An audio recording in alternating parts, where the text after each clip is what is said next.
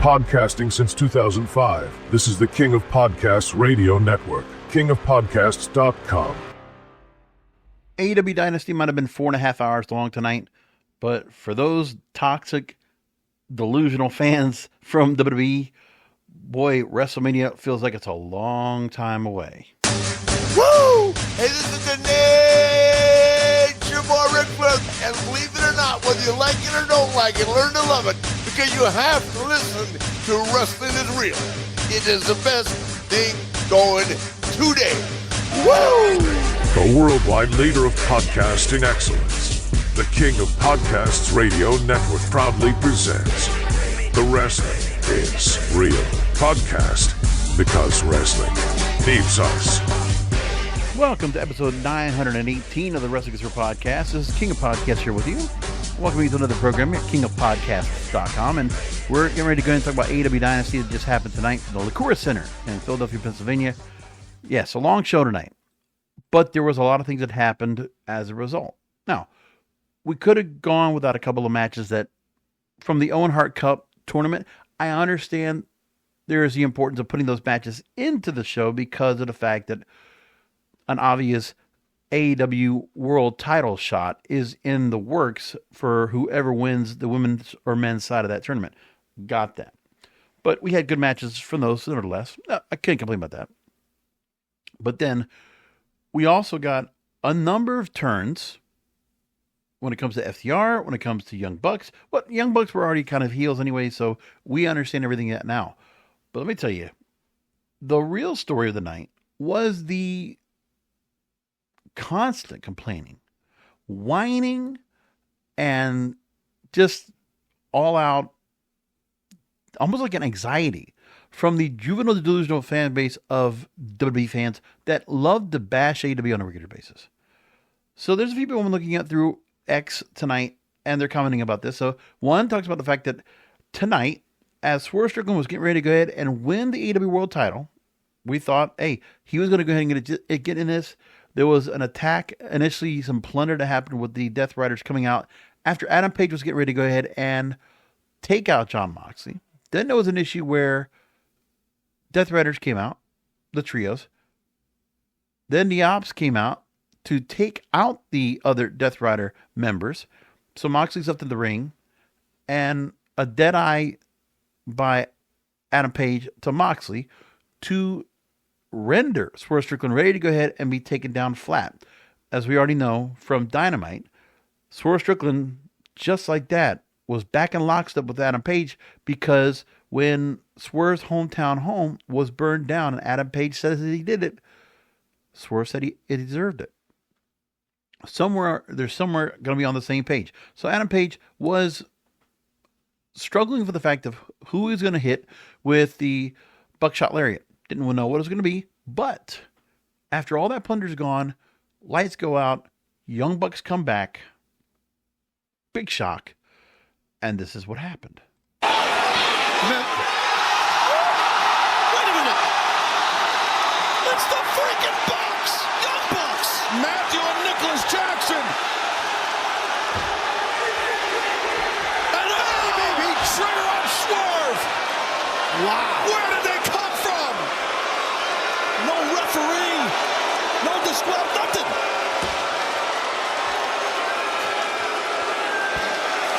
And there we go. And then Jon Moxley wins again. But now somebody actually mentions on X and makes the point that 6 months after trying to call it and it finally paid off, the Young Bucks helped Mox retain the AEW title. You can't ignore obvious hints no matter how much time has passed. This has always been the plan. The Young Bucks sent the Death Riders after AEW because, as the executive producers, were let go. Remember that whole story?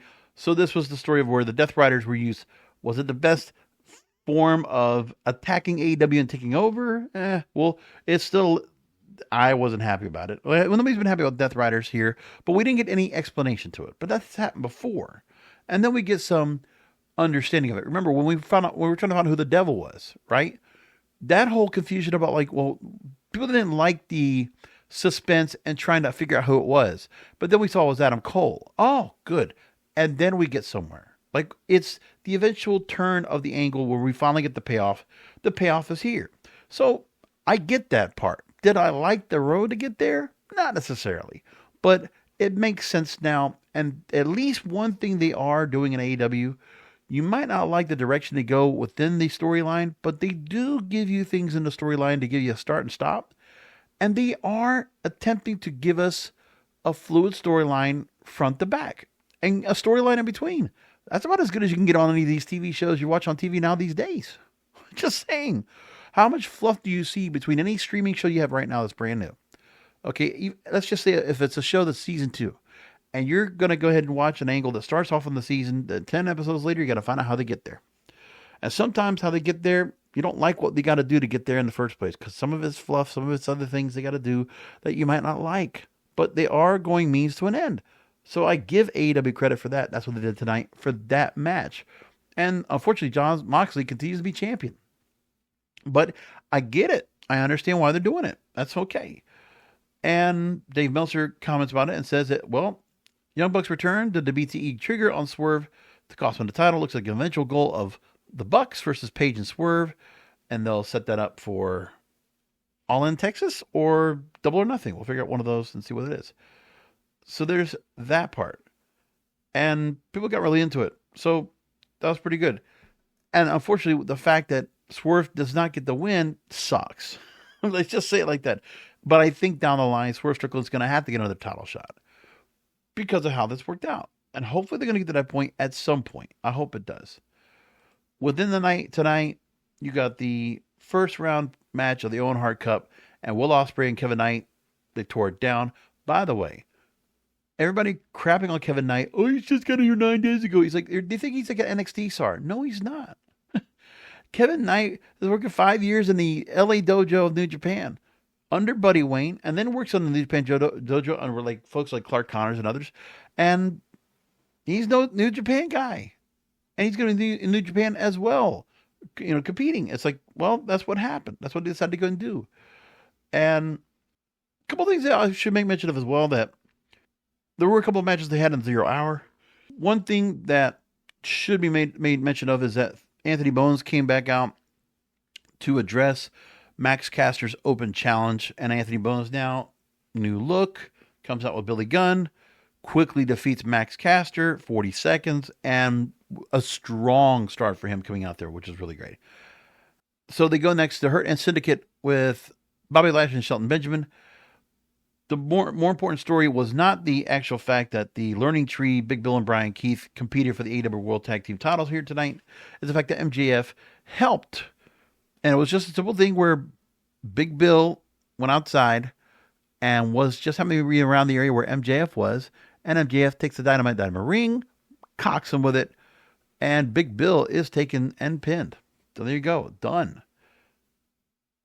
And now we move along, and Mercedes Moné, Julia Hart, this match struggled 13 minutes. Would have preferred Mercedes Moné not having this match. That's what should have happened. This match should have not been the one they had in the Owen Hart Cup tournament. I know they did it anyway, but I wish it wouldn't have been this particular match tonight. I wish it could have been the next one, because personally, if you could have given me Thunder Rosa and Chris Statlander, or you'd give me Jimmy Hayter and Billy Starks, I guess, if you had to put a match in the women's to do that, I would have preferred that, but they chose not to do that. That's okay.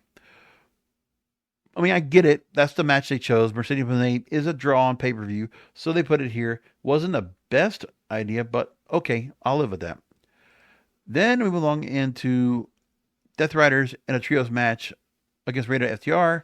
The real focus of the match is that Rated FTR loses again. I know there was already friction going on between Rated FTR itself and Cope, and then FTR turns on Cope. So now we got to figure that Cope and Cage are going to have to team up against FTR, and that's going to be set up for that. So Cope will now come back to Christian Cage, and somehow, those guys are going to team up, if that's the plan anyway.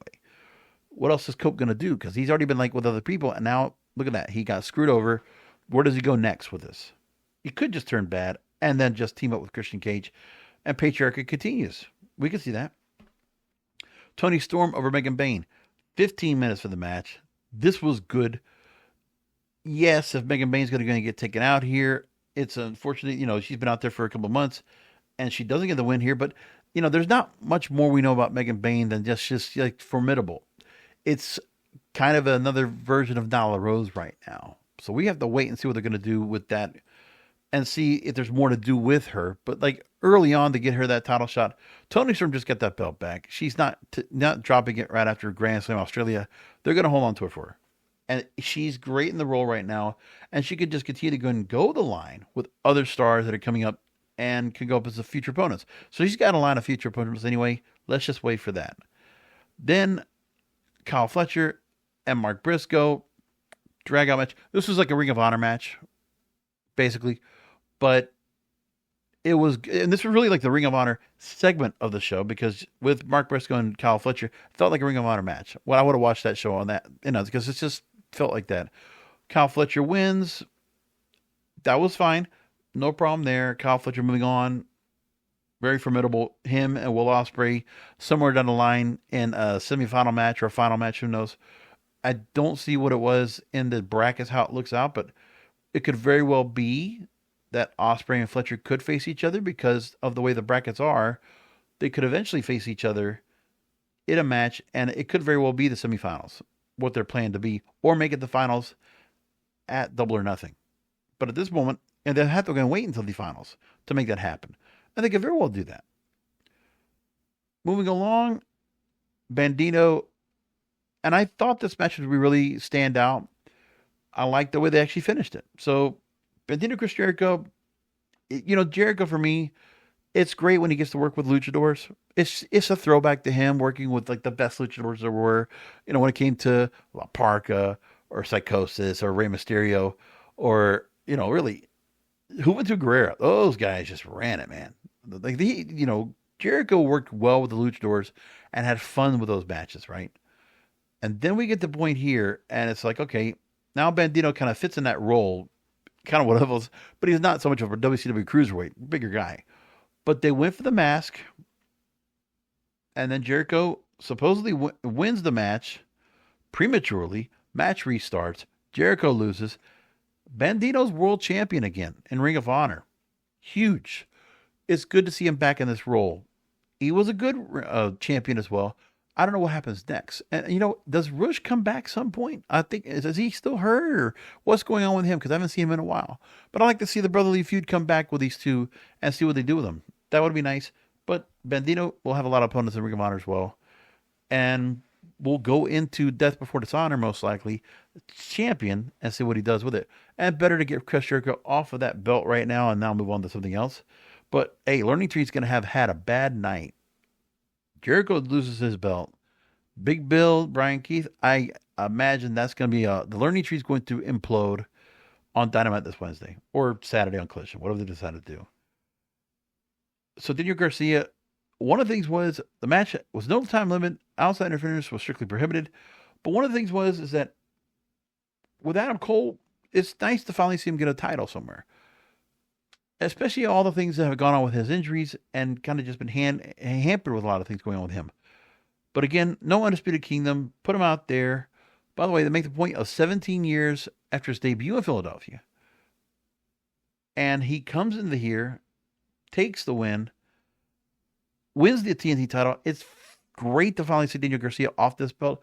The TNT title has had a little bit of diminishing factors because I've not been the biggest fan of seeing Jack Perry win that belt. It was like you kind of lost in the translation.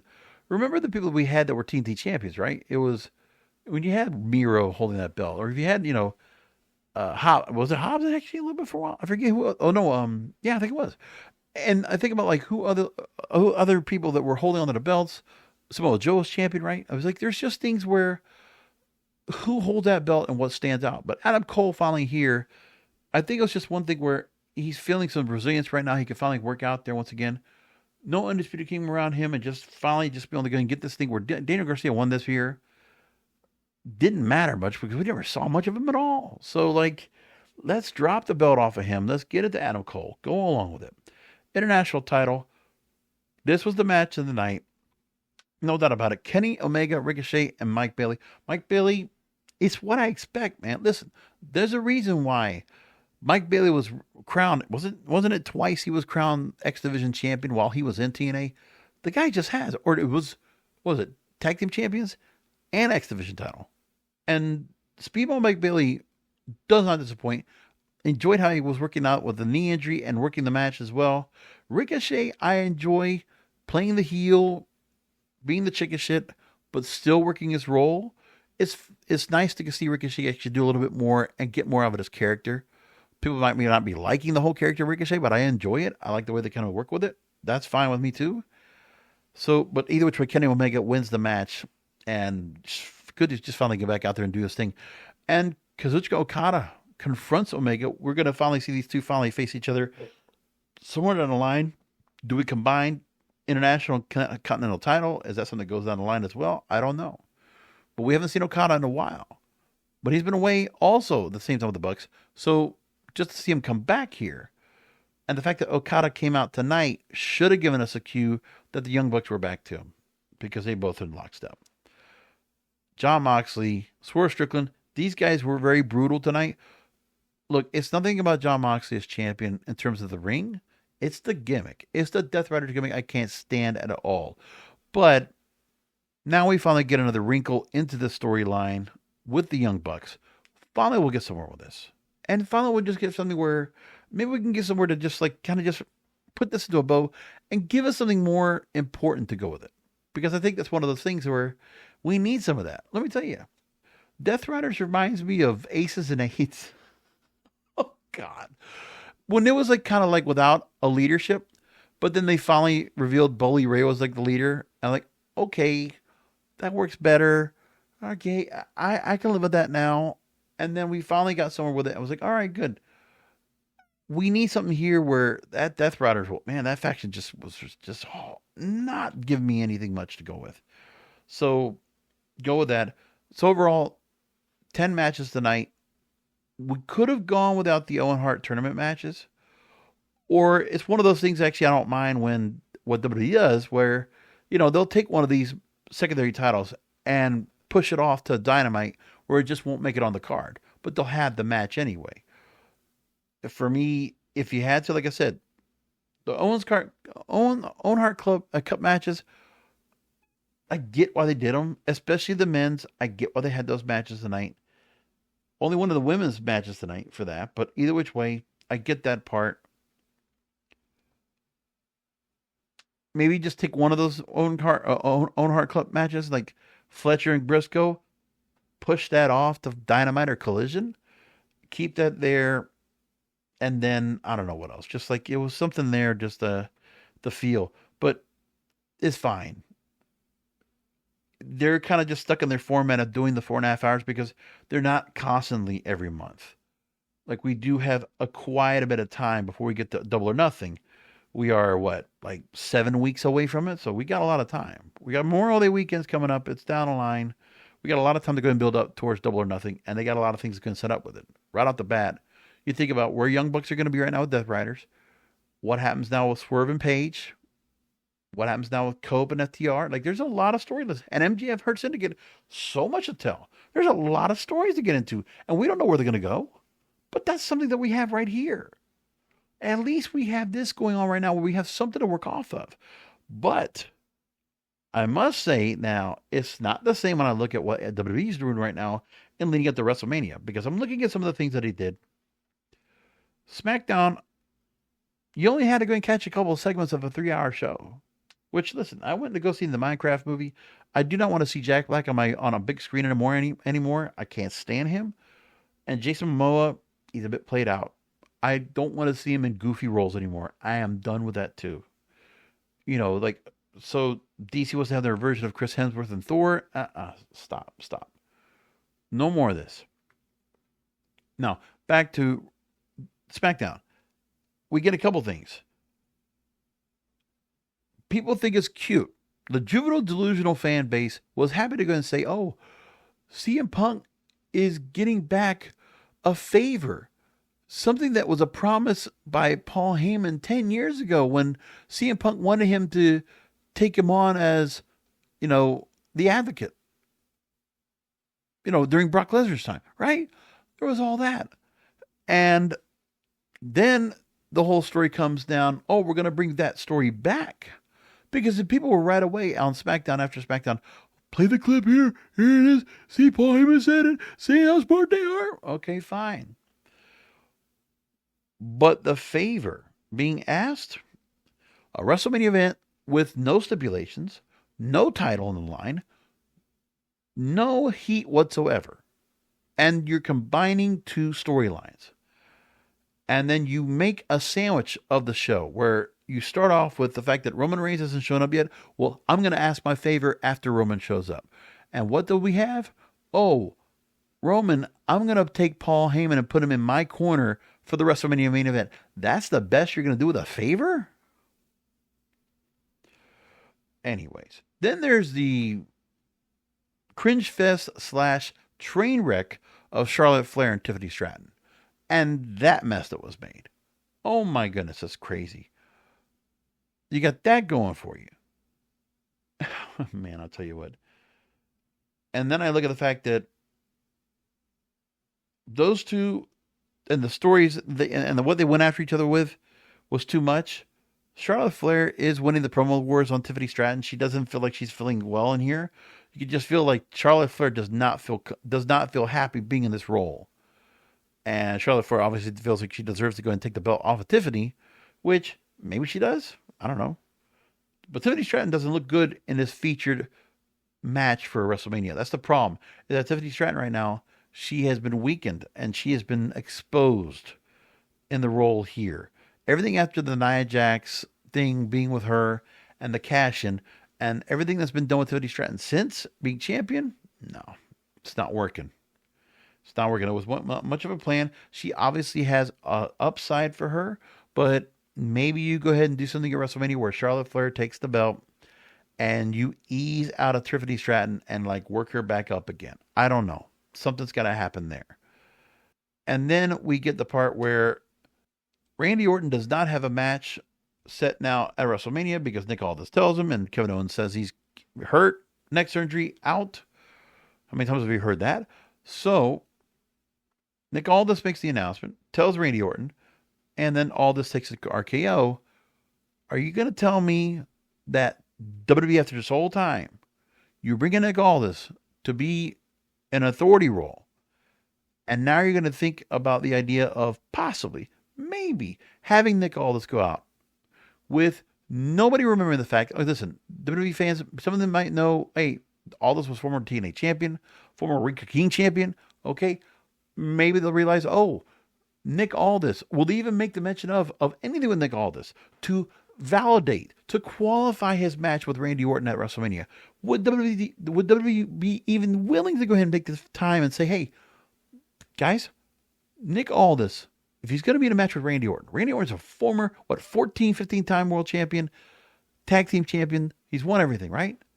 You're going to go ahead and put him in a match with Nick Aldis, which on paper, any conventional wrestling fan that is not juvenile, delusional, or toxic fandom of the WWE, right, of the current day, the current product, you might understand, hey, you know what? People might remember NWA 70 with Cody Rhodes taking on Nick Aldis for the vacant NWA World Heavyweight title, and Nick Aldis winning over Cody Rhodes. And then only to lose at NWA 73, Nick Aldis would lose the World Heavyweight title to Trevor Murdoch. The return of the NWA under Billy Corgan, William Patrick Corgan. People might not even know about that part. Maybe they'll even put a clip up there for it, okay? Nick Aldis then, by beating Cody Rhodes for the NWA World Heavyweight title, became NWA World Heavyweight Champion for 3 years? Some 700 days, whatever it was champion, or 800 days, I forget it was. With Camille at his side, with Strictly Business, drops the belt, and then, was it Trevor Murdoch, right? I think it was. And then Nick Aldis drops the belt, takes some time off, the whole thing with NWA in the contract, which sucked, and then off to WWE in this authority role. And then we're going to have him here, former NWA World Heavyweight Champion, and really one of the people that really carried the NWA up to a certain prominence under Billy Corgan in the Lightning One era to bring them back. And now we're going to have this match? Make that make sense? I mean, it does to me. Listen, if we're going to just go and accept the fact that we're going to get Randy Orton and Nick Aldis. And if it was like booked by anybody else but Triple H's team, I would be happy with this match. I don't know what they're going to do with it. Now, they could just do a squash match and Randy Orton has somebody else to take on after that, or just some kind of confrontation. I don't know. Something. Who knows? So that's not a good setup either. But it's also talking about the lightness of the roster they have right now.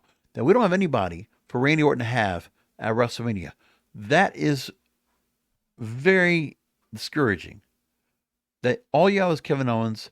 And then I look at other people that talk about who would be Randy Orton's replacement. And they talk about Sami Zayn or somebody. Oh, God, come on. They don't have anybody set up for main event. They don't have anybody set up for WrestleMania anything right now to set up with Randy Orton. And that's a shame. Anyway, that's the show for the night. We will leave it there, and we'll find out everything that comes up after the fact when it comes to what the plan is with WrestleMania and the fall from Dynasty. But there was a lot that came out from Dynasty.